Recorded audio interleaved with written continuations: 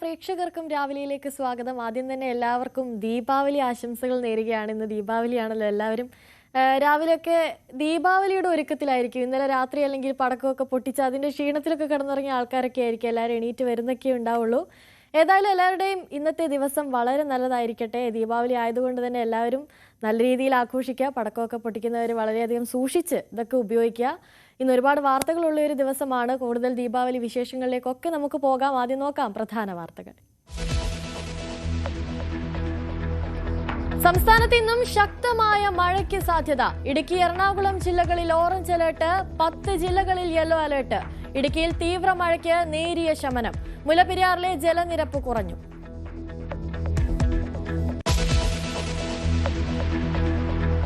ശബരിമല സ്വർണ്ണ മോഷണ കേസിൽ ദേവസ്വം ജീവനക്കാരെ ഉടൻ ചോദ്യം ചെയ്തേക്കും. മുരാരി ബാബുവിനെയും സുനിൽകുമാറിനെയും ചോദ്യം ചെയ്യാൻ പ്രത്യേക അന്വേഷണ സംഘം. ഉണ്ണികൃഷ്ണൻ പോറ്റിയുടെ 2021 ശേഷമുള്ള സാമ്പത്തിക ഇടപാടുകളും അന്വേഷിക്കും. പോറ്റിയെ ബാംഗ്ലൂരിലെത്തിച്ച് തെളിവെടുക്കും.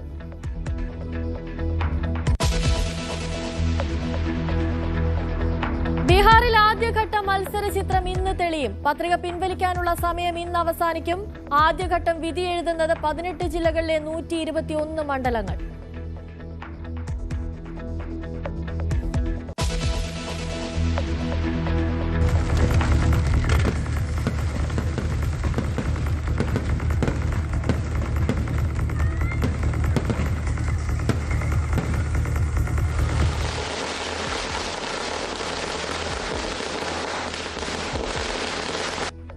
ദീപാവലി നിറവിൽ രാജ്യം. ദീപങ്ങൾ തെളിയിച്ചും മധുര പലഹാരങ്ങൾ വിതരണം ചെയ്തും ആഘോഷം.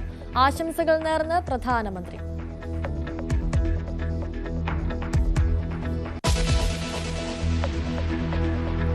പാരീസിലെ ലൂവൻ മ്യൂസിയത്തിലെ കവർച്ചയിൽ അന്വേഷണം തുടരുന്നു. കവർച്ച സൂക്ഷ്മമായി ആസൂത്രണം ചെയ്തതെന്ന് അന്വേഷണ സംഘം. മോഷണം പോയത് വിലമതിക്കാനാവാത്ത ആഭരണങ്ങൾ.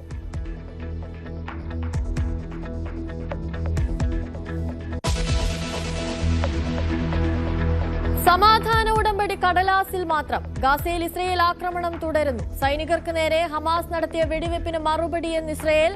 കരാർ ലംഘിക്കുന്നത് ഇസ്രയേൽ എന്ന് ഹമാസ്.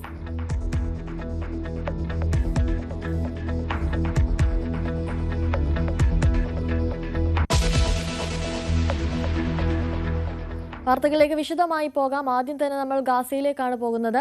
ഗാസയിൽ വെടിനിർത്തൽ നിലവിൽ വന്നിട്ടും വെടിയൊച്ച നിലയ്ക്കുന്നില്ല. റഫേൽ 2 ഇസ്രയേലി സൈനികരും പിന്നാലെ ഇസ്രയേലികളുടെ തിരിച്ചടിയിൽ 26 പലസ്തീനികളും ഇന്നലെ കൊല്ലപ്പെട്ടു. സൈനികരെ ആക്രമിച്ചതിന് പിന്നിൽ ഹമാസ് ആണെന്നാണ് IDF ആരോപണം. എന്നാൽ ആക്രമണത്തിൽ തങ്ങൾക്ക് പങ്കില്ലെന്ന് ഹമാസും വ്യക്തമാക്കി.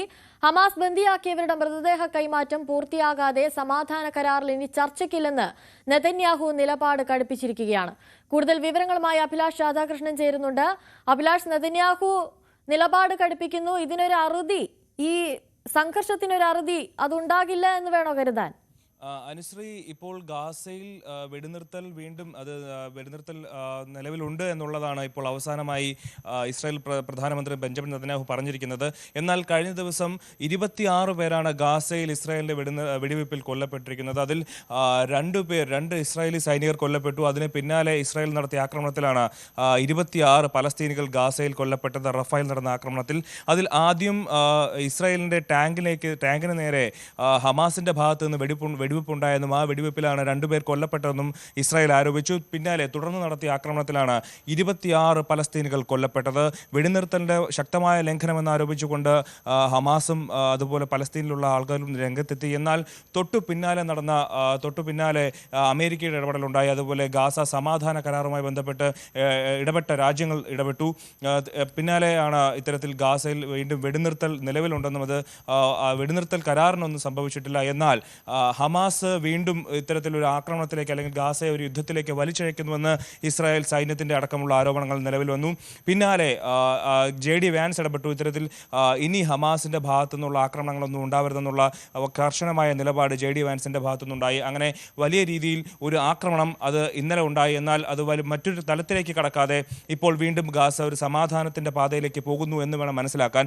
എന്നാൽ അതേസമയം തന്നെ ബെഞ്ചമിൻ നെതന്യാഹു പറയുന്നത് ഇപ്പോഴും 16 ബന്ദികളുടെ മൃതദേഹങ്ങൾ ഹമാസ് ഇസ്രായേലിന് നൽകാനുണ്ട്. അവർ ആ ബന്ദി കൈമാറ്റം തടസ്സപ്പെടുത്തുകയാണ്, അത് വച്ച് നീട്ടുകയാണ് എന്നുള്ള പ്രധാനപ്പെട്ട അല്ലെങ്കിൽ അത്തരത്തിലൊരു ആരോപണം ഇസ്രായേലിൻ്റെ ഭാഗത്തുനിന്നുണ്ട്. എന്നാൽ ഹമാസ് പറയുന്നത് അങ്ങനെ ബന്ദികളെ തങ്ങൾക്ക് വച്ചുകൊണ്ടിരിക്കേണ്ട ഒരാവശ്യവുമില്ല, ബന്ദികളെ കയ്യിൽ വെച്ചിട്ട് നമുക്ക് ഒരാവശ്യവുമില്ല. എന്നാൽ ആ ബന്ദികളുടെ കൈമാറ്റം വൈകാൻ കാരണം ഇവരുടെ മൃതദേഹങ്ങൾ വച്ചിരിക്കുന്ന സ്ഥലത്ത് നിന്ന് അതിനെ പുറത്തെടുക്കാൻ കഴിയുന്നില്ല. അതിന് കുറച്ചുകൂടെ സാങ്കേതികമായിട്ടുള്ള സഹായങ്ങൾ വേണമെന്നുള്ളതാണ് ഹമാസിന്റെ നിലപാട്. ഹമാസ് ആവശ്യപ്പെടുന്നത് അത് കിട്ടാത്തത് കൊണ്ടാണ് ഇപ്പോൾ ബന്ദികളുടെ മൃതദേഹങ്ങൾ ഇസ്രായേലിന് കൈമാറാൻ കഴിയാത്തത് എന്നുള്ളതാണ് ഹമാസിന്റെ ആരോപണം, ഹമാസ് മുന്നോട്ട് വയ്ക്കുന്ന കാര്യം.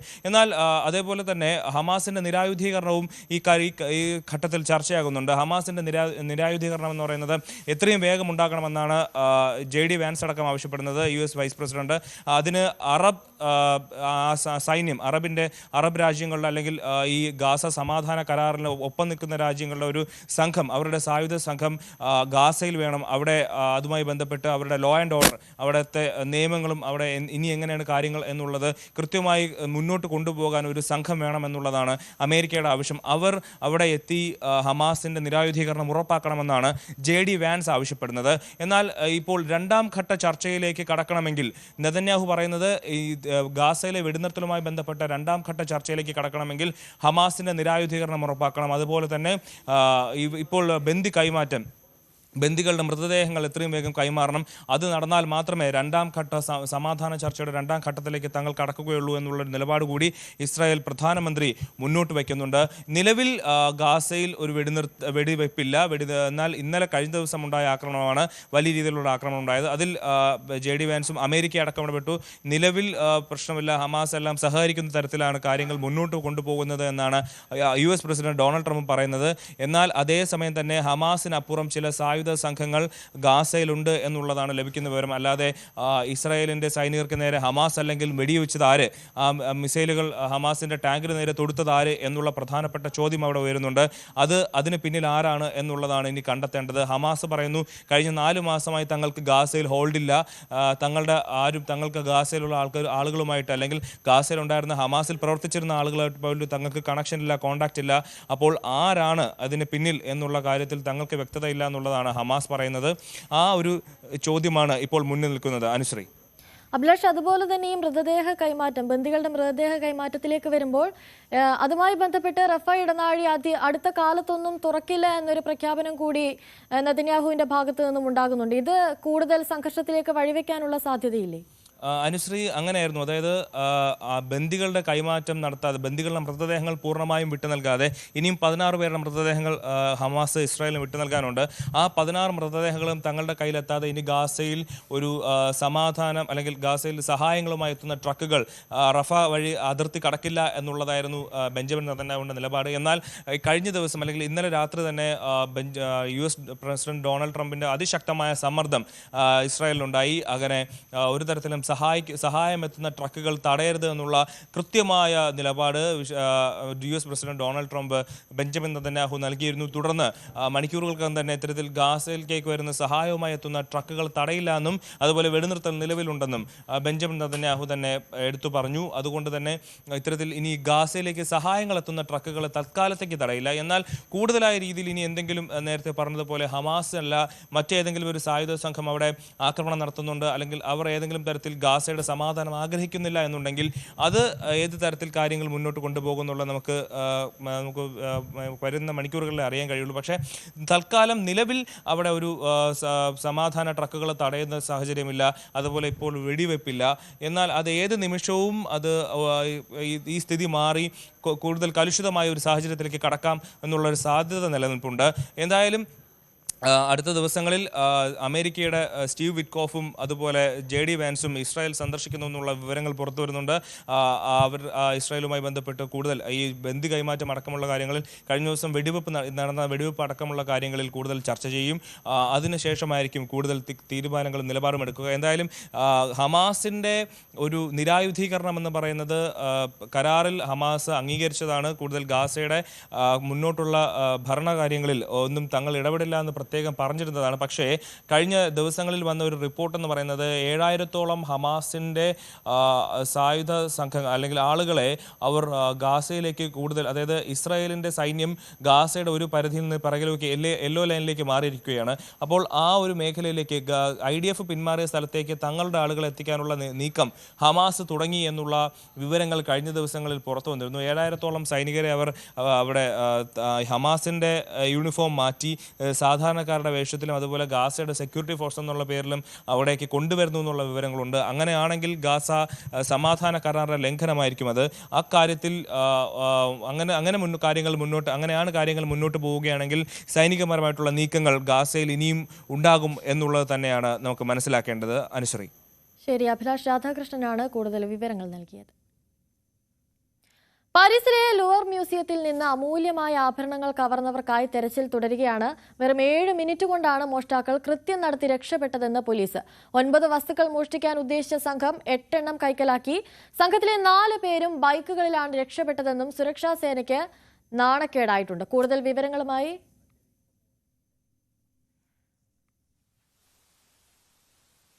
പാരീസിലെ ലൂവർ മ്യൂസിയത്തിലാണ് മോഷണം നടന്നിട്ടുള്ളത്. വെറും 7 മിനിറ്റ് കൊണ്ടാണ് മോഷ്ടാക്കൾ ഈ ആഭരണങ്ങൾ മോഷ്ടിച്ച് കടന്നു കളഞ്ഞത് എന്നതാണ് പുറത്തു വരുന്ന വിവരം. 9 വസ്തുക്കൾ മോഷ്ടിക്കാനായിരുന്നു ഉദ്ദേശിച്ചതെങ്കിലും 8 എണ്ണം മാത്രമേ കൈക്കലാക്കാൻ സാധിച്ചുള്ളൂ. കൂടുതൽ വിവരങ്ങളുമായി അജയ് സുധാബിജി ചേരുന്നുണ്ട്. അജയ്, ലോകത്തിലെ തന്നെ ഏറ്റവും തിരക്കേറിയ മ്യൂസിയം, അവിടെ എത്രത്തോളം സുരക്ഷാ സംവിധാനങ്ങൾ ഉണ്ടാകുമെന്ന് നമുക്കൊക്കെ ഊഹിക്കാവുന്നതാണ്. അവിടെ വെറും 7 മിനിറ്റ് കൊണ്ട് കവർച്ച നടത്തുക എന്ന് വെച്ചാൽ അവർ എത്രത്തോളം അതിനുവേണ്ടി മുന്നൊരുക്കങ്ങൾ നടത്തിയിട്ടുണ്ടാകുമെന്ന് നമുക്ക് ഊഹിക്കാം. ഈ പ്രതികളെ പറ്റി എന്തെങ്കിലും തരത്തിലുള്ള വിവരം ലഭിക്കുന്നുണ്ടോ? അനുശ്രീ, നിലവിൽ ഈ പ്രതികൾ ആരാണെന്നോ അല്ലെങ്കിൽ എന്താണ് ഇവരുടെ ഉദ്ദേശം തുടങ്ങിയിട്ടുള്ള കാര്യങ്ങൾ, ഇവർക്ക് പിന്നിൽ ആരാണ് തുടങ്ങിയിട്ടുള്ള വിവരങ്ങളൊന്നും തന്നെ ലഭ്യമായിട്ടില്ല. എന്നാലും ഇതിനു മുൻപ് തന്നെ ഈ കവർച്ചയുടെ കാര്യത്തിൽ, ഈ ലോകത്തെ ഏറ്റവും കൂടുതൽ സന്ദർശകർ വരുന്ന മ്യൂസിയം ആണെങ്കിലും ഏറ്റവും കൂടുതൽ സുരക്ഷയുള്ള മ്യൂസിയം എന്നൊക്കെ പേര് കേട്ടിട്ടുള്ള സ്ഥലമാണ് ലൂവർ മ്യൂസിയം എങ്കിലും ഇതിനു മുൻപേയും ഇവിടെ വളരെ പ്രശസ്തമായിട്ടുള്ള ഒരു കവർച്ച നടന്നിട്ടുണ്ട്. അത് 1911-ലാണ്. അന്ന് മൊണാലിസയുടെ ചിത്രം ഇവിടെ നിന്ന് മോഷണം പോയി. അതിനുശേഷം 2 വർഷങ്ങൾക്ക് ശേഷമാണ് ആ ചിത്രം തിരികെ ലഭിച്ചത്. മൊണാലിസ ഉൾപ്പെടെ വളരെ ചരിത്ര പ്രസിദ്ധമായിട്ടുള്ള പല അമൂല്യ വസ്തുക്കൾ, ചിത്രങ്ങൾ എല്ലാം ഈ മ്യൂസിയത്തിനകത്ത് ഉൾപ്പെട്ടിട്ടുണ്ട്. അതുപോലെ അന്ന് മൊണാലിസയുടെ ചിത്രം കൊണ്ടുപോയതുപോലെ അത് പിന്നെ 2 വർഷത്തിന് ശേഷം തിരിച്ചു കിട്ടി.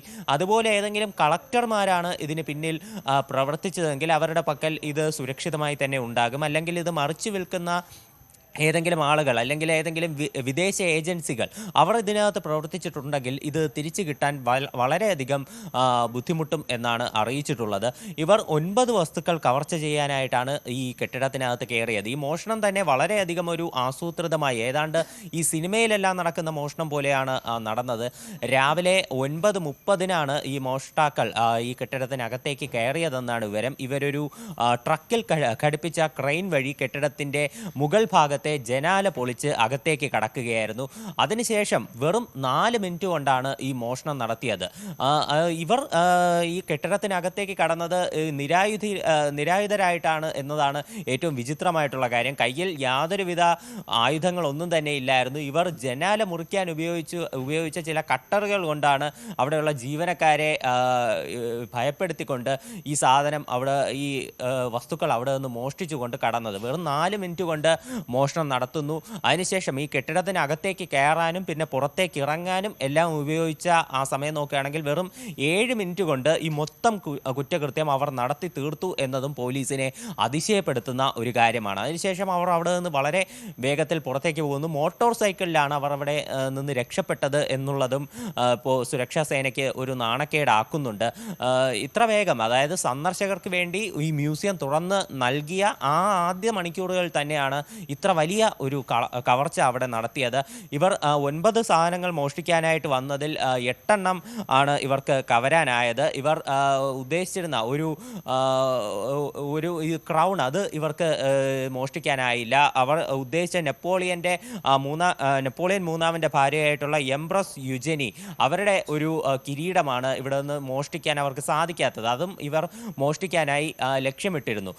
ഈയൊരു കിരീടത്തിന് മാത്രം പല മില്യൺ യൂറോയുടെ മതിപ്പുണ്ടെന്നാണ് വിവരം. അത് പല ഇന്ത്യൻ രൂപയിൽ കണക്കാക്കുകയാണെങ്കിൽ പല കോടികൾ വില മതിക്കാനാവാത്ത ഒരു കിരീടമാണ്. അതേസമയം പണം മാത്രമാണോ അല്ലെങ്കിൽ ഈ മറിച്ച് വിറ്റ് പണം മാത്രമാണോ ഇവരുടെ ഉദ്ദേശമെന്ന് സംശയിക്കാനും കാരണങ്ങളുണ്ട്. കാര്യം എന്ന് പറഞ്ഞാൽ ഇതിനകത്ത് ഈ മോഷ്ടിച്ച സാധനങ്ങളെക്കാൾ വളരെയധികം മൂല്യവത്തായിട്ടുള്ള പല വസ്തുക്കളും ഇതിനകത്തുണ്ടായിരുന്നു. പ്രത്യേകിച്ച് റീജന്റ് വജ്രം, അത് ഒരു ഏതാണ്ട് ഇന്നത്തെ മാർക്കറ്റിൽ 60 മില്യൺ യൂറോയ്ക്ക് മുകളിൽ വിലമതിക്കുന്ന ഒരു വജ്രമാണ്. ഈ സാധനം ഇവരുടെ മോഷ്ടിച്ച ആ ഒരു സ്ഥലത്ത് തന്നെ ഉണ്ടായിട്ടും ഇവർ ആ വസ്തു മോഷ്ടിച്ചില്ല. മറ്റ് 8 സാധനങ്ങളാണ് മോഷ്ടിച്ചത്. ഈ കിരീടവും ഇവർക്ക് കിരീടം മോഷ്ടിക്കാൻ ഉദ്ദേശിച്ചെങ്കിലും അത് സാധിച്ചില്ല.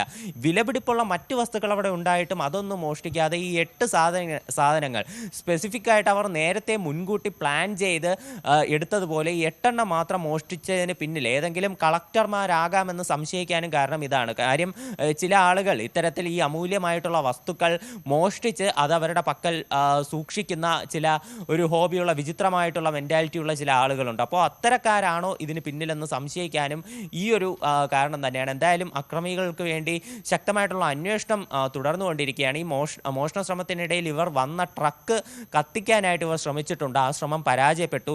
അതുപോലെ തന്നെ അക്രമികളിൽ ഒരാൾ ഒരു മഞ്ഞ റിഫ്ലക്ടർ പോലെയുള്ള ഒരു വസ്ത്രം ധരിച്ചിരുന്നു. അത് സംഭവ സ്ഥലത്ത് നിന്ന് ലഭിച്ചിട്ടുണ്ട്. അതും പോലീസിന് ഒരു തെളിവാണ്. അക്രമികളെല്ലാം മുഖംമൂടി ഇട്ടിരുന്നതിനാൽ CCTVയിൽ അവരെ ആരാണെന്നുള്ളത് വ്യക്തമായിട്ടില്ല. എന്തായാലും മറ്റു കാര്യങ്ങൾ ഉൾപ്പെടെ അന്വേഷിച്ച് വരികയാണ്. അനുശ്രീ, അജയ്, ഈ മ്യൂസിയത്തിനടുത്തേക്ക് ട്രക്ക് കൊണ്ടുവന്ന് നിർത്തുന്നു. ഈ ട്രക്കിൽ ഘടിപ്പിച്ച ഗോവണിയിലൂടെ അവർ ബാൽക്കണിയിലേക്ക് കയറുന്നു. ഇത്രയും അവർ കയറാനെടുത്ത ഒരു സമയം അത് വലിയൊരു സുരക്ഷാ വീഴ്ചയെ കൂടി ചൂണ്ടിക്കാണിക്കുകയല്ലേ? അതെ, തീർച്ചയായിട്ടും ഇതിനകത്ത് എന്തെങ്കിലും ഗൂഢാലോചന ഉൾപ്പെടെ നടന്നിട്ടുണ്ടോ എന്ന് അടക്കം അന്വേഷിക്കേണ്ടതുണ്ട്. കാര്യം ഇതിൻ്റെ ഈ മ്യൂസിയത്തിൻ്റെ മുക്കും മൂലയും അവർക്ക് നേരത്തെ അറിയാം ഏതൊക്കെ സാധനങ്ങൾ എവിടെയൊക്കെയാണ് ഇരിക്കുന്നത്, അത് എങ്ങനെയൊക്കെ കവരണം എന്നൊക്കെയുള്ള രീതിയിലുള്ള എല്ലാ കാര്യങ്ങളും ഇവർക്ക് മുൻകൂട്ടി അറിയാമായിരുന്നു എന്നതാണ് നമുക്ക് ഇതിലൂടെ മനസ്സിലാക്കാൻ സാധിക്കുന്നത്. അതായത് ഈ ട്രക്ക് ഈ അടുത്തേക്ക് കൊണ്ടുവരുന്നു, ഉടൻ തന്നെ ട്രക്കിലെ ആ ക്രെയിൻ വഴി കെട്ടിടത്തിൻ്റെ മുകളിലെ ഗോവണിയിലേക്ക് കടക്കുന്നു, ഗോവണി ഉടൻ പൊളിക്കുന്നു, അകത്ത് കയറുന്നു, സാധനങ്ങൾ എടുക്കുന്നു, പുറത്തു വരുന്നു. ഇതിനെല്ലാം ആകെ വേണ്ടി വന്നത് 7 മിനിറ്റാണ്. 7 മിനിറ്റ് കൊണ്ട് ഈ 4 പേർ കവർച്ച മുഴുവൻ നടത്തിക്കഴിഞ്ഞ് വളരെ വിജയകരമായി തന്നെ പുറത്തേക്ക് വരാനായിട്ട് സാധിച്ചിട്ടുണ്ട്. 9 സാധനങ്ങൾ എടുക്കാൻ ഉദ്ദേശിച്ചതിൽ 8 എണ്ണവും ഇവർക്ക് മോഷ്ടിക്കാൻ സാധിച്ചിട്ടുണ്ട്. ആ ഒരു കിരീടം മാത്രമാണ് മിസ്സായിട്ടുള്ളത്. നെപ്പോളിയൻ മൂന്നാമൻ്റെ ഭാര്യയുടെ കിരീടം മാത്രമാണ് ഇവർക്ക് എടുക്കാൻ സാധിക്കാതെ പോയത്. മറ്റെല്ലാ സാധനങ്ങളും ഇവർക്ക് മറ്റെല്ലാ അമൂല്യ വസ്തുക്കളും ഇവിടെ നിന്ന് മോഷ്ടിക്കാൻ സാധിച്ചു. ഈ മോഷ്ടിച്ച വസ്തുക്കളുടെ മൂല്യം എത്രയാണ് എന്നത് കൃത്യമായി ഒരു വിവരം അവർ പുറത്തുവിട്ടിട്ടില്ല. എന്തായാലും പ്രസിഡന്റായിട്ടുള്ള ഇമ്മാനുവൽ മാക്രോൺ ഉൾപ്പെടെ വിഷയത്തിൽ ഞെട്ടൽ രേഖപ്പെടുത്തിക്കൊണ്ട് രംഗത്തെത്തിയിട്ടുണ്ട്. ഇത് ഒരിക്കലും അംഗീകരിക്കാൻ പറ്റാത്ത കാര്യമാണ്. അവരുടെ ഒരു കൾച്ചറിന്, അവരുടെ ഒരു ഹെറിറ്റേജിന് മേലുള്ള ആക്രമണമാണ് ഇതെന്നാണ് ഇമ്മാനുവൽ മാക്രോൺ വിശേഷിപ്പിച്ചത്. തീർച്ചയായിട്ടും അത് തന്നെയാണ് കാര്യം.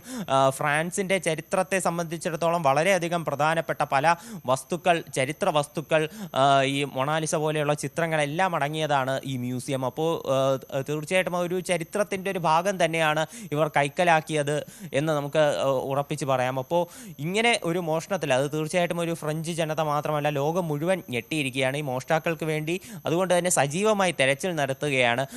ഈ മാധ്യമപ്രവർത്തകർ ഇന്നലെ പോലീസ് ഈ ഉന്നതരുടെ അടുത്ത് വിദേശ ബന്ധം ഇക്കാര്യത്തിൽ ഉണ്ടെന്ന് സംശയിക്കുന്നുണ്ടോ എന്നടക്കമുള്ള ചോദ്യങ്ങൾ ചോദിച്ചു. എന്നാൽ അതിൽ നിലവിൽ ഒരു നിഗമനത്തിലേക്ക് എത്താൻ സാധിക്കില്ല എന്നാണ് പോലീസ് വ്യക്തമാക്കിയത്. എന്തായാലും അന്വേഷണം തുടർന്നുകൊണ്ടിരിക്കുകയാണ്. അനുശ്രീ, ശരി. അജയ് സുധാ ബിജുവാണ് കൂടുതൽ വിവരങ്ങൾ നൽകിയത്.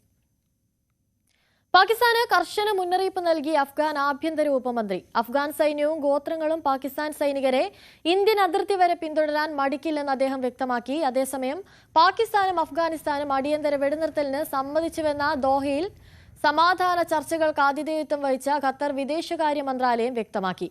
വിവരങ്ങളുമായി അഭിലാഷ് രാധാകൃഷ്ണൻ ചേരുന്നുണ്ട്. അഭിലാഷ്, കൂടുതൽ വിവരങ്ങൾ.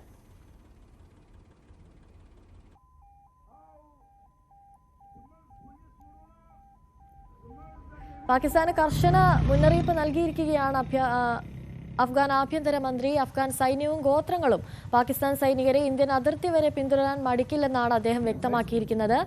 അതേസമയം പാകിസ്ഥാനും അഫ്ഗാനിസ്ഥാനും അടിയന്തര വെടിനിർത്തലിന് സമ്മതിച്ചുവെന്ന സമാധാന ചർച്ചകൾക്ക് ആതിഥേയത്വം വഹിച്ച ഖത്തർ വിദേശകാര്യ മന്ത്രാലയം വ്യക്തമാക്കിയിട്ടുണ്ട്. ഇനി എന്താകും നീക്കങ്ങൾ, ഇരു രാജ്യങ്ങളുടെയും നീക്കങ്ങൾ എന്നതടക്കം അറിയാനുണ്ട്. അടിയന്തര വെടിനിർത്തലിന് സമ്മതിച്ചു എന്നുള്ള വിവരങ്ങളാണ് പുതിയതായി പുറത്തു വരുന്നത്. കൂടുതൽ വിവരങ്ങളുമായി അഭിലാഷ് രാധാകൃഷ്ണൻ ചേരുന്നുണ്ട്. അഭിലാഷ്, എന്തൊക്കെയാണ് കൂടുതലായി ലഭിക്കുന്ന വിവരങ്ങൾ? അനുശ്രീ, ഇപ്പോൾ പാകിസ്ഥാനും അഫ്ഗാനിസ്ഥാനും തമ്മിലുള്ള വെടിനിർത്തൽ കരാർ ദോഹയിൽ അംഗീകരിച്ചിരിക്കുന്നതാണ് ഏറ്റവും പ്രധാനപ്പെട്ട. കഴിഞ്ഞ ഒരാഴ്ചയായിട്ട് നടക്കുന്ന അങ്ങോട്ടും ഇങ്ങോട്ടും പരസ്പരം നടത്തുന്ന ആക്രമണങ്ങൾക്ക് താത്കാലികമായി വിരാമമിട്ടിരിക്കുന്നു എന്ന് വേണം മനസ്സിലാക്കാൻ. ഇന്ത്യയുടെ ഏറ്റവും അടുത്ത് കിടക്കുന്ന രണ്ട് രാജ്യങ്ങൾ തമ്മിൽ കഴിഞ്ഞ ആഴ്ചയാണ് ഇത്തരത്തിൽ വലിയ രീതിയിലുള്ള ഒരു ആക്രമണത്തിലേക്ക് കടന്നത്. പാകിസ്ഥാന്റെ ഭാഗത്ത് നിന്ന് കാബൂളിലേക്കൊരു എയർ ആക്രമണം നടക്കുന്നു. അതിന് പിന്നാലെ ഡ്യൂറൻഡ് ലൈനിലെ 6 ഇടങ്ങളിൽ നിന്ന് അഫ്ഗാനിസ്ഥാൻ പാകിസ്ഥാനിലേക്ക് വലിയൊരു ആക്രമണം നടത്തി തുടങ്ങി. അങ്ങനെ ആ ഒരു ആക്രമണം കഴിഞ്ഞ് ഒരാഴ്ചയോളം നീണ്ടു നിൽക്കുമ്പോഴാണ് അറബ് രാജ്യങ്ങൾ ഇടപെടുന്നതും പ്രധാനമായും ഖത്തറും തുർക്കിയും ഇടപെട്ടുകൊണ്ട് ദോഹയിൽ പാകിസ്ഥാന്റെയും അഫ്ഗാനിസ്ഥാന്റെയും പ്രതിരോധ മന്ത്രികൾ നേരിട്ട് എത്തി ചർച്ചകൾ നടത്തുകയും തുടർന്ന് അതൊരു വെടിനിർത്തലിലേക്ക് എത്തിയിരിക്കുകയും ചെയ്യുന്നു. ഇരു രാജ്യങ്ങളും പരസ്പരം അങ്ങോട്ടും ഇങ്ങോട്ടും തീവ്രവാദമാണ് ആരോപിക്കുന്നത്. അഫ്ഗാനിസ്ഥാന്റെ മണ്ണിൽ നിന്ന് തീവ്രവാദികളെ പാകിസ്ഥാനിലേക്ക് കയറ്റിവിടുന്നു, അങ്ങനെ പാകിസ്ഥാനിൽ വലിയ രീതിയിലുള്ള ആക്രമണം നടത്തുന്നു എന്നുള്ളതാണ് പാകിസ്ഥാൻ അഫ്ഗാനിസ്ഥാനെതിരെ ആരോപിക്കുന്നത്. അതുപോലെ തന്നെ അഫ്ഗാനിസ്ഥാൻ ആരോപിക്കുന്നത് പാകിസ്ഥാന്റെ മണ്ണിൽ ISIS എന്ന് പറയുന്ന സംഘടനയെ വലിയ രീതിയിൽ വളർത്തുന്നു. ആ ISISനെ ഉപയോഗിച്ചുകൊണ്ട് മറ്റു രാജ്യങ്ങളിലേക്ക് ഭീകരവാദം നടത്താനായിട്ട് പാകിസ്ഥാൻ ഉപയോഗിക്കുന്നു എന്നുള്ളതാണ് അഫ്ഗാനിസ്ഥാന്റെ ആരോപണം. ഈ രണ്ട് ആരോപണത്തിൻ്റെയും പിന്നാലെയാണ് ഇവർ തമ്മിൽ പരസ്പരം ആക്രമിക്കുന്നത്. ഇത്തരത്തിൽ കഴിഞ്ഞ വെള്ളിയാഴ്ച അഫ്ഗാനിസ്ഥാന്റെ ഭാഗത്തു നിന്ന് നടത്തിയ അഫ്ഗാനിസ്ഥാൻ അതിൻ്റെ ഉത്തരവാദിത്വം ഏറ്റെടുത്തിട്ടില്ലെങ്കിലും പാകിസ്ഥാന്റെ അതിർത്തിയിൽ നടന്ന ഒരു ചാവേർ ആക്രമണത്തിൽ 7 പാകിസ്ഥാൻ സൈനികർ കൊല്ലപ്പെട്ടിരുന്നു, 13 പേർക്ക് പരിക്കേറ്റു. ഇത്തരത്തിൽ ഒരു രണ്ട് രാജ്യങ്ങൾ തമ്മിലുള്ള ഒരു യുദ്ധം എന്നതിനുപരി ഒരു ചാവേർ ആക്രമണം തുടങ്ങിയിട്ടുള്ള കാര്യങ്ങളാണ് ഇരു രാജ്യങ്ങൾക്കും ഇടയിലുള്ള യുദ്ധത്തിൽ നടക്കുന്നത്, അല്ലെങ്കിൽ സംഘർഷത്തിനിടയിൽ നടക്കുന്നത്. അങ്ങനെ നിരവധി ആളുകൾ പാകിസ്ഥാനിലും അതുപോലെ തന്നെ അഫ്ഗാനിസ്ഥാനിലും കൊല്ലപ്പെട്ടു.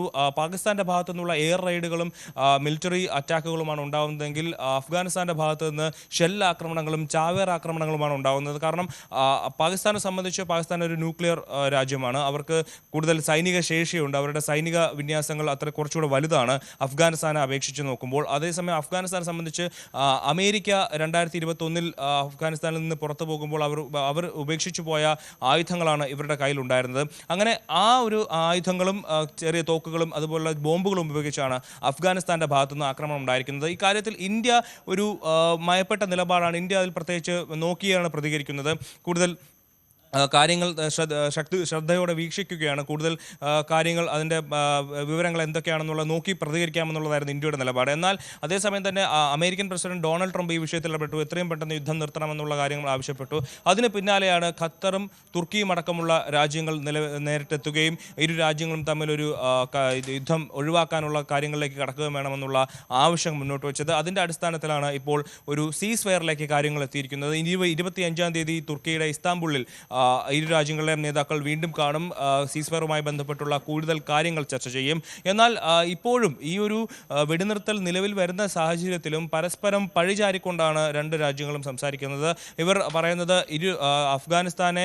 അഫ്ഗാനിസ്ഥാൻ എപ്പോഴും അവരുടെ കാബൂളിൽ കൂടുതൽ ഭീകരവാദ കേന്ദ്രങ്ങളെ വളർത്തുന്നു, ആ ഭീകരവാദ കേന്ദ്രങ്ങൾ പാകിസ്ഥാനിലേക്ക് വ്യാപിപ്പിക്കാൻ ശ്രമിക്കുന്നു തുടങ്ങിയിട്ടുള്ള കാര്യങ്ങളാണ് പാകിസ്ഥാൻ ഉന്നയിക്കുന്നത്. എന്നാൽ അഫ്ഗാനിസ്ഥാൻ പറയുന്നത് ഇത്തരത്തിൽ ISIS പോലുള്ള സംഘടനകളെ ഇസ്ലാമാബാദ് വളർത്തുന്നു, അത് ഒട്ടും ശരിയായ നിലപാടല്ല, അതിനുശേഷം തന്നെ അഫ്ഗാനിസ്ഥാനെതിരെ ഇല്ലാത്ത ആരോപണങ്ങൾ ഉന്നയിക്കുന്നു തുടങ്ങിയിട്ടുള്ള കാര്യങ്ങളാണ് അഫ്ഗാനിസ്ഥാൻ ഉന്നയിക്കുന്നത് പാകിസ്ഥാനെതിരെ. എന്തായാലും തെഹ്രീക്ക് താലിബാൻ പാകിസ്ഥാൻ എന്ന് പറയുന്ന സംഘടനയുടെ ഏറ്റവും വലിയ നേതാവായിട്ടുള്ള നൂർ വാലി മഹസൂദിനെ വധിക്കാനായിട്ടുള്ള പാകിസ്ഥാന്റെ ശ്രമമാണ് ഇപ്പോൾ ഇരു രാജ്യങ്ങളും തമ്മിൽ 2021 വലിയ രീതിയിൽ വലിയ സൗഹൃദത്തിൽ പോയിരുന്ന രാജ്യങ്ങൾ പിന്നീട് പതുക്കെ പാകിസ്ഥാനിൽ തെഹ്രീക്ക് താലിബാൻ പാകിസ്ഥാന്റെ സംഘടനകൾ അവരുടെ ആളുകൾ കൂടുകയും നിരവധി ആക്രമണങ്ങൾ പാകിസ്ഥാൻ ഉണ്ടാകുകയും ചെയ്ത ഒരു സാഹചര്യത്തിലാണ് പാകിസ്ഥാന്റെ ഭാഗത്തു നിന്ന് കാബൂളിലേക്ക് നേരിട്ടൊരു ആക്രമണം നടത്താനായിട്ട് അവർ തീരുമാനിക്കുന്നതും നടക്കുന്നതും. അതിൽ നൂർവാലി മസൂദ് കൊല്ലപ്പെട്ടോ എന്നുള്ള കാര്യത്തിൽ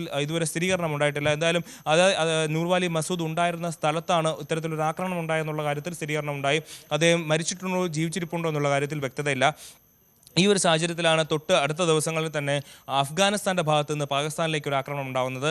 ഈ ഇപ്പോൾ തൊട്ടടുത്തടുത്ത് നടക്കുന്ന ആക്രമണങ്ങൾ, ഇപ്പോൾ രാജ്യങ്ങൾ തമ്മിൽ, ഇന്ത്യയും പാകിസ്ഥാനും തമ്മിൽ ഒരു സംഘർഷമുണ്ടായി. അതിനുശേഷം ഇപ്പോൾ ഇസ്രായേലും ഗാസയും തമ്മിൽ നടക്കുന്ന യുദ്ധം, അതുപോലെ ഇത് റഷ്യയും യുക്രൈനും നടക്കുന്ന യുദ്ധം, അങ്ങനെ ലോകത്ത് പലയിടങ്ങളിൽ യുദ്ധം നടക്കുമ്പോഴാണ് ഏഷ്യയിൽ ഒരു യുദ്ധം അവസാനിക്കുന്ന സാഹചര്യത്തിലാണ് പുതിയൊരു യുദ്ധം തുടങ്ങിയിരിക്കുന്നത്.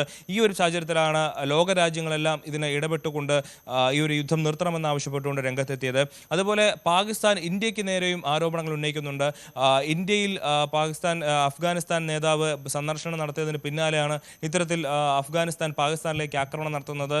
ഈ അഫ്ഗാനിസ്ഥാൻ നടത്തുന്ന ആക്രമണത്തിൽ ഇന്ത്യക്ക് വലിയ രീതിയിലുള്ള പങ്കുണ്ട് എന്നൊക്കെ ആരോപിച്ചുകൊണ്ട് ഇന്ത്യക്കെതിരെയും പാകിസ്ഥാൻ രംഗത്തെത്തിയിരുന്നു. എന്നാൽ ആ കാര്യങ്ങളിലെല്ലാം ഇന്ത്യ മൗനം പാലിക്കുകയായിരുന്നു ചെയ്തത്. കൂടുതൽ ഏത് രീതിയിലാണ് ഇതിനൊക്കെ പ്രതികരിക്കേണ്ടതെന്നുള്ളത് നോക്കി മാത്രമേ ഇന്ത്യ ഇടപെടുന്നുള്ളൂ. കാരണം അത്രയും വലിയ ഡെലിക്കേറ്റ് ആയിട്ടുള്ള വിഷയങ്ങളുള്ളത് കൊണ്ടാണ് ഇന്ത്യയുടെ അത്തരത്തിലൊരു പ്രതികരണത്തിലേക്ക് ഇന്ത്യ എത്തിയത്. എന്നാൽ ഇപ്പോൾ നിലവിൽ ഖത്തർ അടക്കമുള്ള രാജ്യങ്ങൾ ഇടപെട്ടുകൊണ്ട് ഈ പാകിസ്ഥാനിലെയും അതുപോലെ അഫ്ഗാനിസ്ഥാൻ്റെയും വെടിനിർത്തൽ സാധ്യമായിരിക്കുന്നു. അതുപോലെ ഇനി വരുന്ന 25-ാം തീയതി അഫ്ഗാനിസ്ഥാനും പാകിസ്ഥാനും തമ്മിൽ വീണ്ടും ഒരു കൂടിക്കാഴ്ച ഈ സീസ്ഫയർ ഉണ്ടാവും. അതിനുശേഷമായിരിക്കും കൂടുതൽ കാര്യങ്ങളിലേക്ക് കടക്കുക. അനുശ്രീ. അഭിലാഷ്, ഈ ആഭ്യന്തര ഉപമന്ത്രിയുടെ മുന്നറിയിപ്പ്, ഗോത്രങ്ങളും പാകിസ്ഥാൻ സൈനികരെ ഇന്ത്യൻ അതിർത്തി വരെ പിന്തുടരാൻ മടിക്കില്ല എന്നൊരു മുന്നറിയിപ്പ്, അത് ഒരു വെല്ലുവിളി പോലെ അവിടെ അപ്പോഴും നിലനിൽക്കുകയല്ലേ?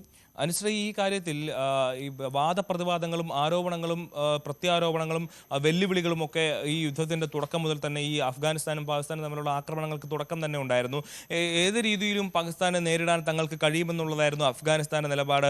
അതേസമയം തന്നെ അടിച്ചാൽ ഒന്നും നോക്കില്ല, തിരിച്ചടിക്കുമെന്നുള്ളതായിരുന്നു പാകിസ്ഥാൻ്റെ നിലപാട്. അങ്ങനെ പരസ്പരം ആരോപണങ്ങളും പ്രത്യാരോപണങ്ങളും ഈ രണ്ട് രാജ്യങ്ങളിലെ നേതാക്കൾ നടത്തിയിരുന്നു. അതിന് സമാനമായ ഒരു ആരോപണമാണ്, അല്ലെങ്കിൽ ഒരു വെല്ലുവിളിയാണ് ഇപ്പോൾ നടത്തിയിരിക്കുന്നത്. പാകിസ്ഥാൻ്റെ സൈനികരെയും പാകിസ്ഥാൻ്റെ നേതാക്കളെയും ഇന്ത്യൻ അതിർത്തി വരെ പിന്തുടർന്ന് യുദ്ധം ചെയ്യും, അല്ലെങ്കിൽ അവരെ അടിക്കുമെന്നുള്ളതാണ് അഫ്ഗാനിസ്ഥാനിലെ ഒരു മന്ത്രി പറഞ്ഞിരിക്കുന്നത്. എന്നാൽ ഇത് പരസ്പരം ആരോപണങ്ങളും പ്രത്യാരോപണങ്ങളും പറയുന്നതിനനുസരിച്ച് മാത്രമേ അതിനെ കാണേണ്ടതുള്ളൂ. കാരണം ഇനിയും അങ്ങോട്ട് ഇപ്പോൾ ദോഹയിൽ ഒരു സീസ്ഫയർ അഗ്രിമെന്റ് വന്നിരിക്കുന്നു. പരസ്പരം സംയമനം പാലിച്ച് മുന്നോട്ട് പോകണമെന്നുള്ള നിലപാട് അമേരിക്കയും ഖത്തറും അറബ് രാജ്യങ്ങളും തുർക്കിയും അടക്കം ഇരു രാജ്യങ്ങളോട് ആവശ്യപ്പെട്ടിരിക്കുന്ന സാഹചര്യത്തിൽ ഇനി അങ്ങോട്ട് കൂടുതൽ ഇത്തരത്തിൽ വെല്ലുവിളികൾ ഉണ്ടാകില്ല എന്ന് വേണം കരുതാൻ. ഇപ്പോൾ ഉണ്ടായ ഈ ഒരു വെല്ലുവിളി എന്ന് പറയുന്നത് പാകിസ്ഥാനെതിരെ അതിരൂക്ഷമായ രീതിയിലുള്ള ഒരു പരാമർശമാണ് അഫ്ഗാൻ ഉപമന്ത്രി നടത്തിയിരിക്കുന്നത്. പക്ഷേ അത് കാര്യമായിട്ട് ആരും എടുക്കുന്നില്ല. കാരണം ഒരു യുദ്ധമാകുമ്പോൾ പരസ്പരം അങ്ങോട്ടും ഇങ്ങോട്ടുള്ള വെല്ലുവിളികളും സ്വാഭാവികമായിട്ടുണ്ടാകുന്നതാണ്. ഡ്യൂറൻ ലൈനിൽ നിന്ന്, അതായത് 2600 കിലോമീറ്റർ നീളമുള്ള അഫ്ഗാൻ പാകിസ്ഥാൻ അതിർത്തിയാണ് ഈ ഡ്യൂറൻ ലൈൻ. അപ്പോൾ ഈ ഡ്യൂറൻ ലൈൻ മുതൽ ഇന്ത്യൻ അതിർത്തി വരെ ഇവരെ ഓടിച്ചിട്ട് അടിക്കുമെന്നുള്ളതാണ് ഈ മന്ത്രിയുടെ പരാമർശം എന്ന് പറയുന്നത്. പക്ഷേ അത് വലിയ രീതിയിൽ കാര്യമായിട്ട് എടുക്കുന്നില്ല. ഇപ്പോൾ അസിം മുനീർ പറയുന്നുണ്ട്, ഇപ്പോൾ അഫ്ഗാനിസ്ഥാൻ്റെ മണ്ണിൽ ഇത്തരത്തിൽ വലിയ രീതിയിലുള്ള ഭീകരവാദികൾ അവിടെ വളർന്നു വരുന്നുണ്ട്. അതിനെതിരെ ശക്തമായ നിലപാട് ഉണ്ടാകും എന്നുള്ളത് അതും ഒരു തരത്തിലൊരു വെല്ലുവിളി തന്നെയാണ്. ഇത്തരത്തിൽ ഇനിയും നിങ്ങൾ ആക്രമണത്തിലേക്ക് കടന്നു കഴിഞ്ഞാൽ തങ്ങൾ ശക്തമായി അടിക്കും എന്നുള്ള അതിനെ പൊതിഞ്ഞുകൊണ്ട് ഒരു വെല്ലുവിളി നടത്തുന്ന പോലെയാണ്. അപ്പോൾ ഇത്തരത്തിൽ വെല്ലുവിളിയും പരസ്പരം അങ്ങോട്ടും ഇങ്ങോട്ടും നടത്തും, ആരോപണങ്ങളും പ്രത്യാരോപണങ്ങളും ഉണ്ടാകും. പക്ഷേ അത് ഈ വാക്കുകൾക്കപ്പുറം ഇത് പ്രവൃത്തികളിലേക്ക് കടക്കുമ്പോഴാണ് ഈ സീസ്ഫയർ, ഇപ്പോൾ നിലവിലുള്ള സീസ്ഫയറിൻ്റെ ലംഘനമാകുന്നത്. അവിടെയാണ് ഇത്തരത്തിൽ മറ്റ് രാജ്യങ്ങൾ, ഇപ്പോൾ ഇതിന് ഏത് രാജ്യത്തിൻ്റെ ഭാഗത്തു നിന്നാണ് ഇത്തരത്തിൽ തങ്ങൾ കൊണ്ടുവന്ന ഒരു വെടിനിർത്തൽ കരാറിൻ്റെ ലംഘനം ഉണ്ടായിരിക്കുന്നത്, അവർക്കെതിരെ ഉപരോധങ്ങളും അല്ലെങ്കിൽ അവർക്കെതിരെ കടുത്ത നടപടികളും ഉണ്ടാകാനുള്ള ഒരു സാധ്യത കൊണ്ട് തന്നെ ഇത്തരത്തിൽ ഒരു ആക്രമണത്തിലേക്ക് ഇനി കടക്കാനുള്ള ഒരു സാധ്യതയില്ല. കാരണം പാകിസ്ഥാനായാലും ശരി അഫ്ഗാനിസ്ഥാനായാലും ശരി രണ്ടുപേരും ഇപ്പോൾ സാമ്പത്തികമായൊന്നും വലിയ ശക്തമായ നിലയിലല്ല. വലിയ രീതിയിലുള്ള പ്രശ്നങ്ങൾ അവർ നേരിടുന്നുണ്ട്. പ്രത്യേകിച്ച് പാകിസ്ഥാനെ സംബന്ധിച്ചാണെങ്കിൽ ഇന്ത്യ സിന്ധു നദീജല കരാർ റദ്ദാക്കിയതടക്കം, മരവിപ്പിച്ചതടക്കം വലിയ രീതിയിൽ അവർക്ക് വെള്ളവും സാമ്പത്തികവുമായിട്ടുള്ള കാര്യങ്ങളിൽ ഒക്കെ വലിയ സംഘർഷം നേരിട്ടുകൊണ്ടിരിക്കുന്ന ഒരു സമയമാണ്. അതുകൊണ്ട് തന്നെ അവർക്ക് ഇപ്പോൾ ഒരു യുദ്ധത്തിലേക്ക് കടക്കാൻ താല്പര്യമില്ലാത്തൊരു സാഹചര്യമായതുകൊണ്ട് ഇത്തരത്തിൽ ഈ ഒരു അഫ്ഗാനിസ്ഥാനും പാകിസ്ഥാനും തമ്മിലുള്ള ഈ വെടിനിർത്തൽ കരാർ അത് മുന്നോട്ട് പോകും. അതിന് വേറെ പ്രത്യേകിച്ച് ഭംഗമൊന്നും വരാൻ സാധ്യതയൊന്നുമില്ല. എന്നാൽ ഇത്തരത്തിലുള്ള വെല്ലുവിളികൾ മുന്നോട്ട് പോകും. അതൊന്നും ആരും കാര്യമാക്കുകയുമില്ല. അനുശ്രീ. ശരി, അഭിലാഷ് രാധാകൃഷ്ണനാണ് കൂടുതൽ വിവരങ്ങൾ നൽകിയത്. ഇനി നമ്മൾ മഴയുടെ വാർത്തയിലേക്കാണ് പോകുന്നത്. സംസ്ഥാനത്ത് തുലാവർഷം തുടരുകയാണ്. ഇന്നും ശക്തമായ മഴയ്ക്ക് സാധ്യതയുണ്ട് എന്നുള്ള വിവരങ്ങളാണ് പുറത്തുവരുന്നത്. ഇടുക്കി, എറണാകുളം ജില്ലകളിൽ ഓറഞ്ച് അലർട്ടാണ്. കണ്ണൂർ, കാസർഗോഡും ഒഴികെ മറ്റ് 10 ജില്ലകളിൽ യെല്ലോ അലർട്ടും പ്രഖ്യാപിച്ചിട്ടുണ്ട്. തെക്ക് കിഴക്കൻ അറബിക്കടലിൽ കേരള കർണാടക തീരങ്ങൾക്ക് സമീപത്ത് നിലനിന്നിരുന്ന ന്യൂനമർദ്ദം തീവ്ര ന്യൂനമർദ്ദമായി മാറും. കൂടുതൽ വിവരങ്ങളുമായി അജയ് സുധാബിജി ചേരുന്നുണ്ട്. അജയ്, ഇന്ന് എവിടെയൊക്കെയാണ് ശക്തമായ മഴയ്ക്കുള്ള സാധ്യത നിലനിൽക്കുന്നത്? എന്തൊക്കെയാണ് വിവരങ്ങൾ?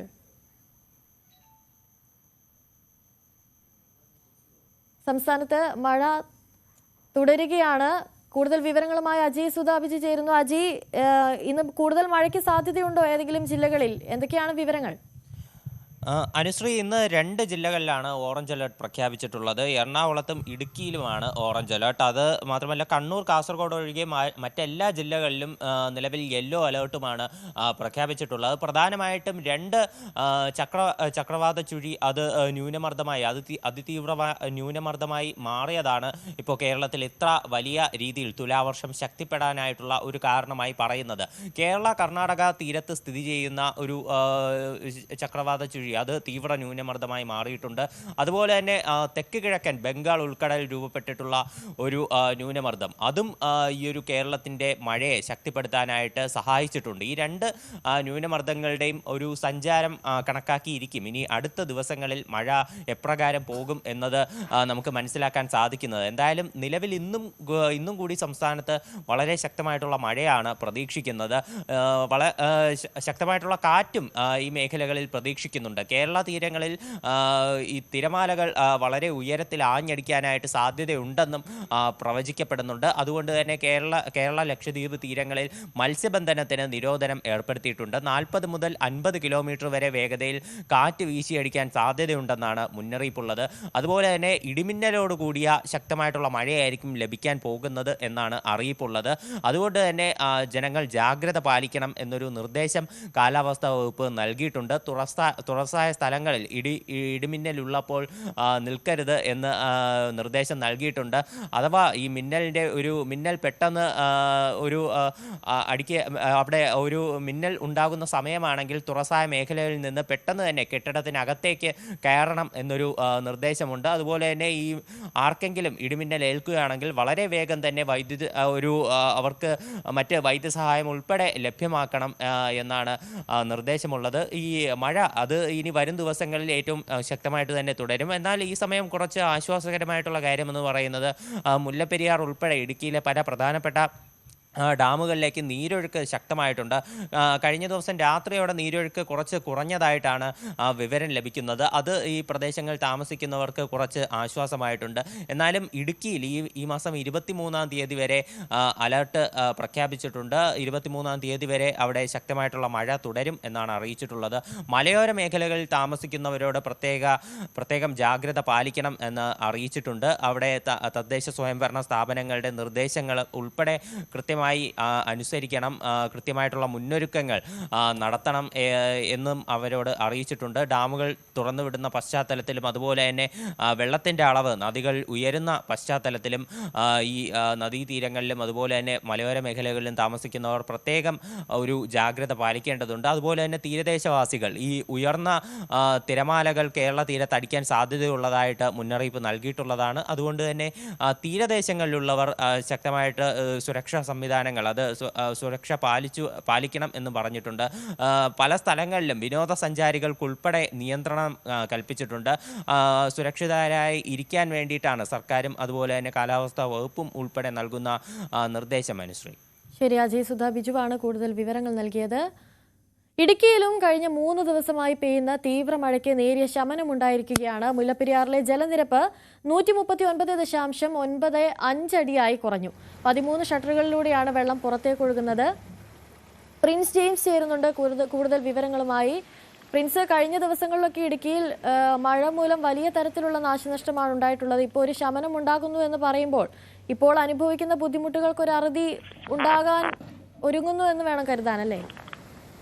അനുസരിച്ച് തീർച്ചയായും കഴിഞ്ഞ ദിവസങ്ങളിൽ നിന്ന് വ്യത്യസ്തമായി മഴയ്ക്ക് നേരിയ കുറവുണ്ട്. മഴ പൂർണ്ണമായി മാറിയെന്നല്ല, കഴിഞ്ഞ ദിവസങ്ങളിലെ പോലെ അല്ല, കുറഞ്ഞ രീതിയിലാണ് മഴ.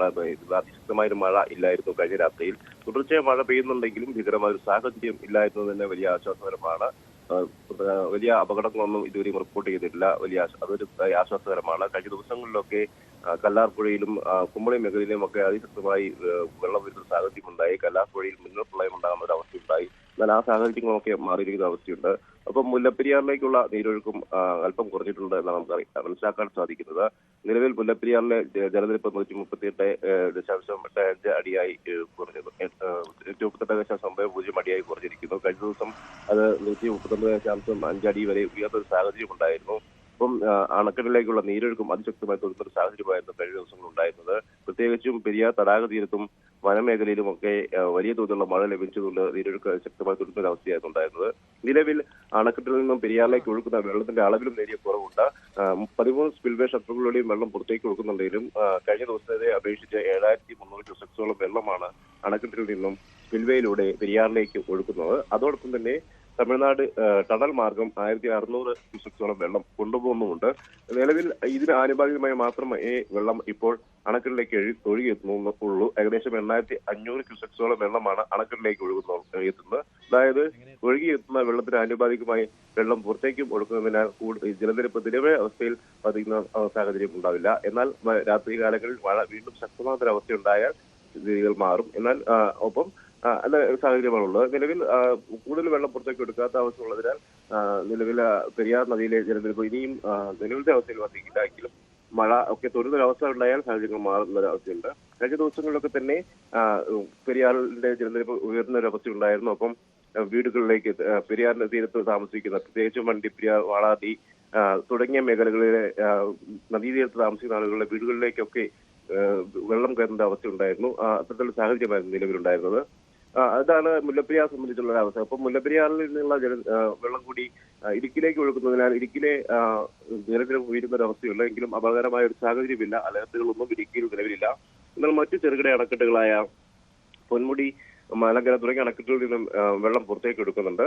ഒപ്പം കഴിഞ്ഞ ദിവസങ്ങളിൽ തുറന്നിരുന്ന ഇടുക്കിയുടെ ഡൈവേർഷൻ ഡാമുകളായ കല്ലാർ, ഇരട്ടയാർ തുടങ്ങിയ ഡാമുകളുടെ ജലനിരപ്പ് അല്പം കുറവുണ്ട്. അതും ആശ്വാസകരമാണ്. അനുശ്രീ, ശരി, കഴിഞ്ഞ ദിവസങ്ങളിലായി പെയ്യുന്ന മഴയിൽ അത് വലിയ തരത്തിൽ ബാധിച്ച ഒരു ജില്ലയായിരുന്നു ഇടുക്കി. ആ ഇടുക്കിയിൽ പെയ്തുകൊണ്ടിരിക്കുന്ന തീവ്ര മഴയ്ക്ക് നേരിയ ശമനമുണ്ടാകുന്നു എന്നുള്ള വാർത്തകളാണ് പുറത്തു വരുന്നത്. പ്രിൻസ് ജെയിംസ് ആണ് കൂടുതൽ വിവരങ്ങൾ നൽകിയത്. വൃഷ്ടിപ്രദേശങ്ങളിൽ മഴ തുടരുന്ന സാഹചര്യത്തിൽ മലമ്പുഴ ഡാമിന്റെ ഷട്ടറുകൾ ഉയർത്തി. 4 സ്പിൽവേ ഷട്ടറുകൾ 30 സെന്റിമീറ്റർ വീതമാണ് ഉയർത്തിയത്. 3100 ക്യൂബിക്സ് വെള്ളമാണ് കൽപ്പാത്തിപ്പുഴയിലൂടെ ഭാരതപ്പുഴയിലേക്ക് ഒഴുകുന്നത്. മുലത്ത റെഗുലേറ്ററിൽ നിന്ന് കൂടുതൽ വെള്ളം തുറന്നുവിട്ടേക്കും. ചിറ്റൂർ പുഴയുടെ തീരത്തുള്ളവർ ജാഗ്രത പാലിക്കണമെന്നാണ് നിർദ്ദേശം. ഇനി ഒരു ഇടവേളയാണ്. ഇടവേളയ്ക്ക് ശേഷം മടങ്ങിയെത്താം.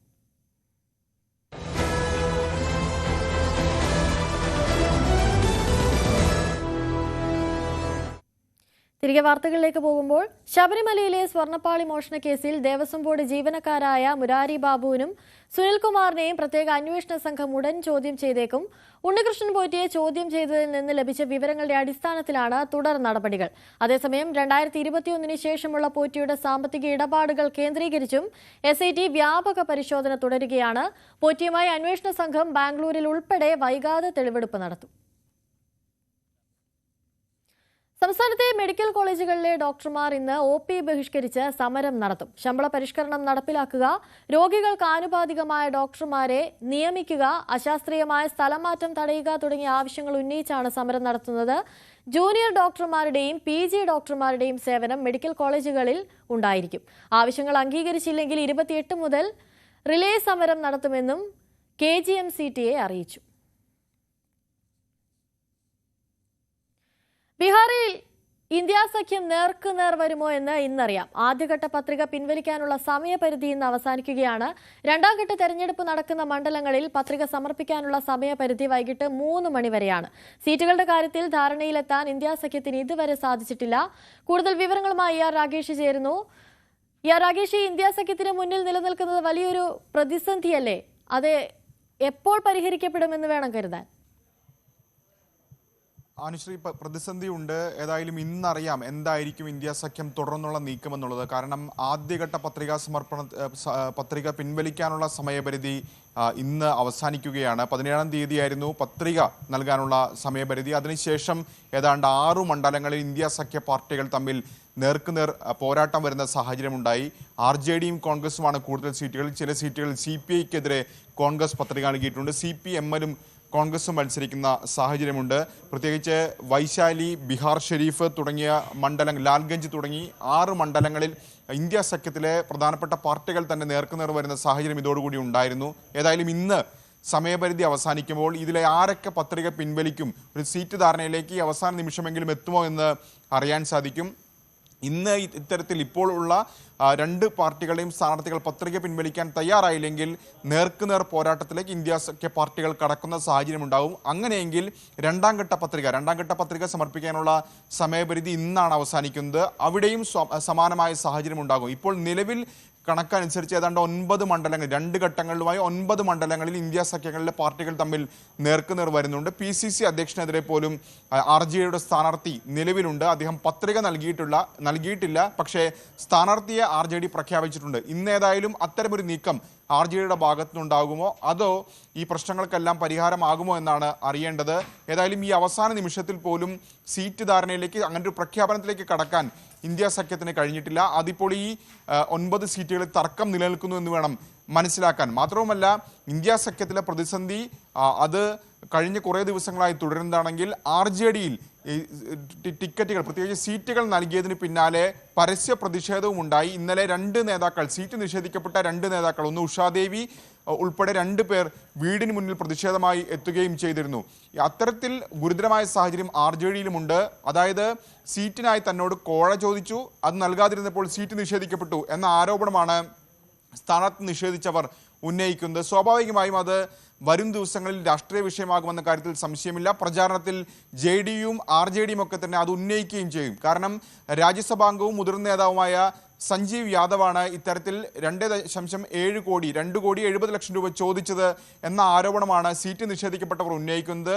അപ്പോൾ ആർക്ക് വേണ്ടി പണം ചോദിച്ചു എന്ന കാര്യമായിരിക്കും, ആ വിഷയമായിരിക്കും JDയും BJPയും ഉന്നയിക്കുക. ഏതായാലും എന്തായിരിക്കും ഇനി ഇന്ത്യ സഖ്യത്തിന് തുടർന്നുള്ള നീക്കമെന്ന് ഇന്നറിയാം. കാരണം 3 മണിക്ക് പത്രിക പിൻവലിക്കാനുള്ള സമയപരിധി അവസാനിക്കുകയാണ്. അനുശ്രീ.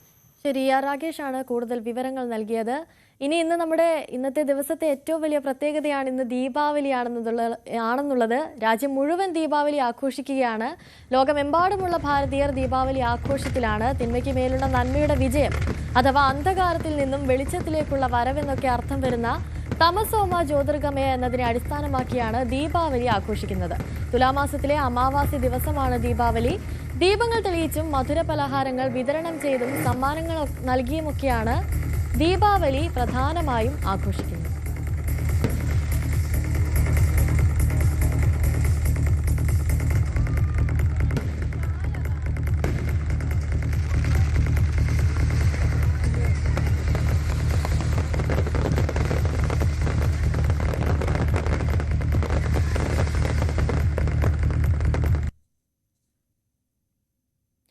തിരുവനന്തപുരം കഴക്കൂട്ടത്ത് യുവതിയെ ഹോസ്റ്റലിൽ കയറി പീഡിപ്പിച്ച കേസിലെ പ്രതിയെ ഇന്ന് ഫോറൻസിക് പരിശോധനകൾക്ക് ശേഷം തിരിച്ചറിയൽ നടപടികൾക്ക് വേണ്ടി ഹാജരാക്കും.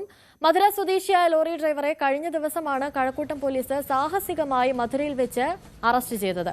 ചോദ്യം ചെയ്യലിൽ പ്രതി കുറ്റം സമ്മതിച്ചിരുന്നു. മധുരയിൽ നിന്നും തിരുവനന്തപുരത്തെത്തിച്ച പ്രതിയെ നടപടിക്രമങ്ങൾക്ക് ശേഷം കോടതിയിൽ ഹാജരാക്കും.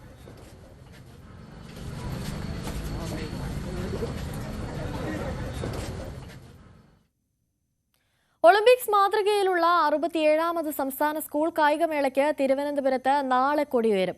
നാളെ മുതൽ ഒക്ടോബർ 28 വരെ 12 വേദികളിലായി വിവിധ കായിക മത്സരങ്ങൾ നടക്കും.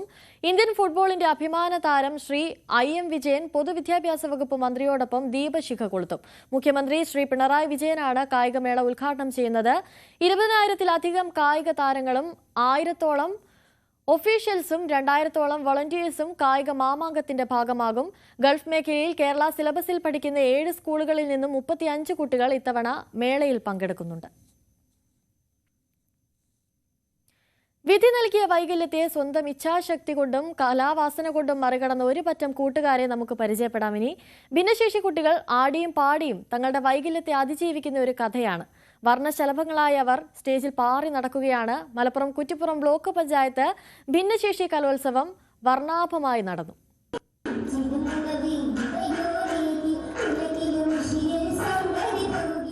വിധി നൽകിയ വൈകല്യത്തിൽ നീറി നീറി ജീവിക്കാൻ അവർ ഒരുക്കമായിരുന്നില്ല.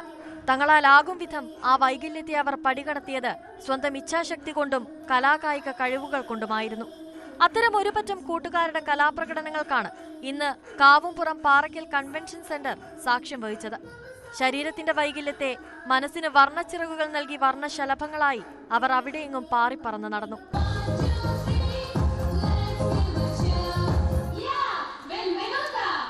കുറ്റിപ്പുറം ബ്ലോക്ക് പഞ്ചായത്തിന്റെ വാർഷിക പദ്ധതിയുടെ ഭാഗമായാണ് ബ്ലോക്കിന് കീഴിലെ 6 പഞ്ചായത്തുകളിലെ ഭിന്നശേഷി കുട്ടികളുടെ ബ്ലോക്ക് തല കലോത്സവം സംഘടിപ്പിച്ചത്.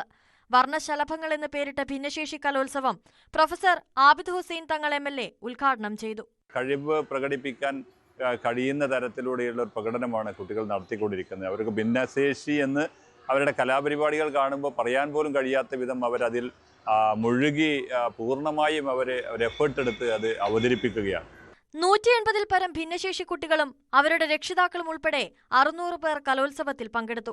കലോത്സവത്തിൽ പങ്കെടുത്ത മുഴുവൻ പേർക്കും സമ്മാനങ്ങൾ വിതരണം ചെയ്തു. ന്യൂസ് 18 തിരൂർ. കോൺഗ്രസ് നേതാവ് രമേശ് ചെന്നിത്തലയുടെ അമ്മ N. ദേവകി അമ്മ അന്തരിച്ചു. 91 വയസ്സായിരുന്നു. ചെന്നിത്തല പഞ്ചായത്ത് മുൻ അംഗമാണ്. സംസ്കാരം നാളെ ഉച്ചയ്ക്ക് 12 മണിക്ക് ചെന്നിത്തലയിലെ കുടുംബ വീട്ടിൽ നടക്കും. കാസർഗോഡ് കുമ്പളയിൽ യുവാവ് കിണറ്റിൽ ചാടി മരിച്ചു. കുമ്പള നാരായണമംഗലം സ്വദേശി വിവേക് ഷെട്ടിയാണ് മരിച്ചത്. വിവേകിനെ പാതാളക്കരണ്ടി ഉപയോഗിച്ചാണ് പുറത്തെടുത്തത്. രക്ഷിക്കാനിറങ്ങിയ സഹോദരനെ ഫയർഫോഴ്സ് എത്തിയാണ് കരയ്ക്ക് കയറ്റിയത്. ഇരുവരെയും ആശുപത്രിയിൽ എത്തിച്ചെങ്കിലും വിവേകിന്റെ മരണം സ്ഥിരീകരിച്ചു. കാസർഗോഡ് ലീഗൽ മെട്രോളജി ഉദ്യോഗസ്ഥനാണ് വിവേക്. ഇനി രാവിലെയിലെ സ്പെഷ്യൽ സെഗ്മെന്റിലേക്കാണ്, സ്പെഷ്യൽ ഡേയിലേക്ക്. തൃശൂർ സ്വദേശിയായ രഞ്ജിനി പ്രശാന്തിന്റെ 49ാം പിറന്നാളാണിന്ന്. ഭൗതികമായും ആത്മീയമായും കൈപിടിച്ചുയർത്തുന്ന അമ്മയ്ക്ക് 1000 ജന്മദിനാശംസകൾ നേർന്ന് ജന്മദിനാശംസകൾ അറിയിച്ചിരിക്കുകയാണ് യോഗിക് ഹീലിംഗ് കുടുംബാംഗങ്ങൾ. രഞ്ജിനിക്ക് ന്യൂസ് 18 കുടുംബത്തിന്റെ പേരിലും പിറന്നാൾ ആശംസകൾ നേടി. തിരുവനന്തപുരം ഊരൂട്ടമ്പലത്തെ അമ്പിളിയുടെ പിറന്നാളാണിന്ന്. ന്യൂസ് 18 കേരളം മേക്കപ്പ് വിഭാഗത്തിലെ ശ്രീജിത്തിന്റെ അമ്മയാണ്. ശ്രീജിത്ത്, നമ്മളൊക്കെ ജിത്തു എന്ന് വിളിക്കുന്ന ശ്രീജിത്തിന്റെ അമ്മയുടെ പിറന്നാളാണിന്ന്. അമ്പിളി അമ്മയ്ക്ക് 1000 പിറന്നാൾ ആശംസകൾ നേരുകയാണ് ന്യൂസ് 18 കുടുംബത്തിന്റെ പേര്.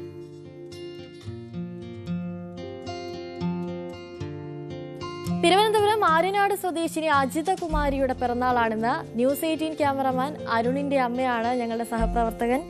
അരുൺ ചേട്ടന്റെ അമ്മയുടെ പിറന്നാളാണിന്ന്. കുടുംബാംഗങ്ങൾ എല്ലാവരും ചേർന്നാണ് ആശംസകൾ അറിയിച്ചിരിക്കുന്നത്. അമ്മയ്ക്ക് ന്യൂസ് 18 കുടുംബത്തിന്റെ പേരിലും പിറന്നാൾ ആശംസകൾ നേരുകയാണ്.